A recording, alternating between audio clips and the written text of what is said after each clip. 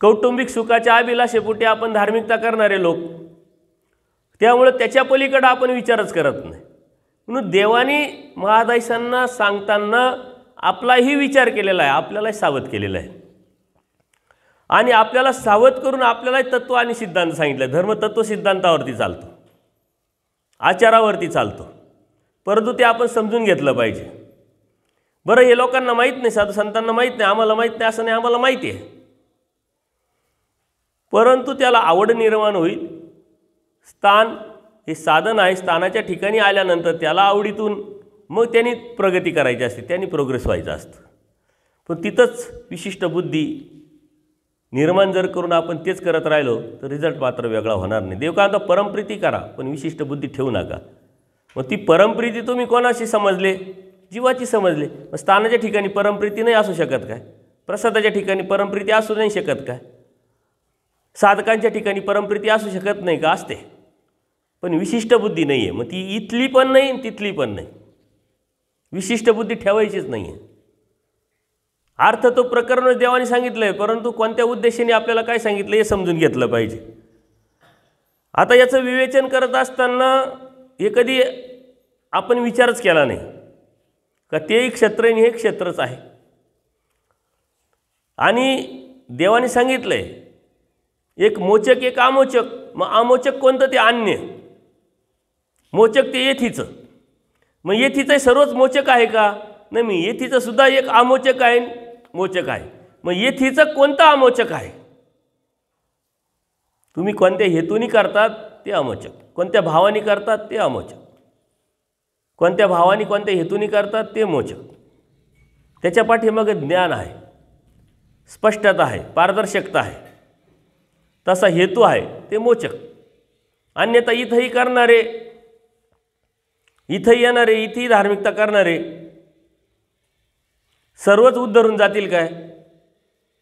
त्यांनी आता काय मिळवलं, कसं मिळवलं, कोणत्या पद्धतीने मिळवलं आणि कशा पद्धतीने तो करतोय त्यावरती त्याचं मुक्तीला जाण्याचं ठरतं, हे लक्षात घ्यायचं आहे। पण या लीळेतून देवाने सांगितलेलं जे तत्व आहे ते खूप मोठं आहे आणि आपण ही लीळा त्या दिवशीच बघितली होती। दादोसांकडे पुन्हा गेले, पुन्हा दादोसांनी त्यांना सांगितलं की मोजकच आपल्याला सारी लोक आहे, त्यांच्याबरोबर जोडी आहे, त्यांच्याबरोबर जाताना आपण लोकांकडून धान्य पण मिळवलेलं आहे आणि सन्निधानाचं काय घेऊन बसले? सन्निधान तर जन्मभर आहेच, तिकडून आल्यानंतर तुम्ही मस्त राहा सुखाने देवाच्या ठिकाणी। आम्ही कुठं म्हणतोय का तुम्ही तिकडं तर वाराणसीलाच राहा, असा परिहार देऊन तिला ते परत पटावतात आणि मग तिला वाटतं आता जावंच लागेल। आता जावंच लागेल म्हटल्यानंतर तिथं तिला वाटलं का काय म्हणतील लोक, समाज काय म्हणतील? आजही आपण तेच म्हणतो की अरे तत्व वेगळं मांडत असताना समाज काय म्हणेल? आपल्याला विपरीत तर नाही म्हणणार, नावं तर नाही ठेवणार, किंवा मी जर म्हटलो असं तर नाही करणार, तसं तर नाही करणार, परंतु बुद्धिवादी होतो तो थोडासा विचार करतो। पूज्य वामन मुनींनी अनुभव सांगितला की जाळी आश्रमामध्ये होतो, मार्गात होतो, तिथं दत्तात्रय कवच म्हणायचे, म्हणून मी म्हटलं का अरे दत्तात्रय कवच कशाला म्हणता, का म्हणायचं? त्याच्यात तर सर्व धनधान्य पुत्र वगैरे मिळायचं, आता आपण सारा त्याग केला, आपल्याला हे करायचं काय? काही लोकांना ते चुकीचं वाटलं, वाईट वाटलं, त्यांनी विचार केला अरे हे तर बरोबर आहे। भावना हेतू महत्त्वाचा आहे, त्याच्या पाठीमागं आपल्याला मिळणारं फळ महत्त्वाचं आहे आणि त्याचा विचार आपणच केला पाहिजे। विचार वेगळा नव्हता, विचार तत्वाचा होता, सिद्धांताचा होता, योग्यतेचा होता, परंतु पचवण्याची ताकद जर नसेल तर तो माणूस स्वीकारत नाही आणि पचवणं म्हणजे बुद्धिवादी असतं।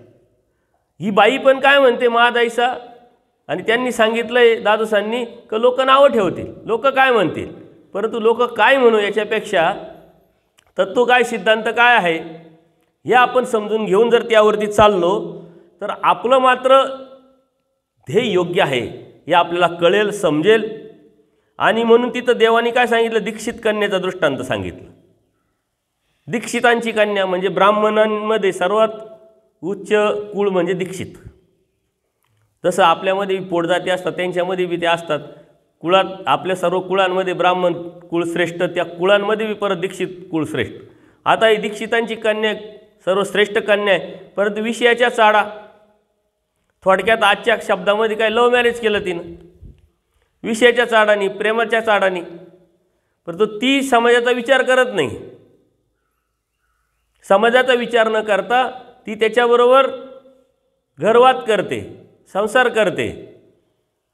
देवाने सांगण्याचा हेतू काय आहे का विषयासाठी ती समाजाचा विचार करत नाही.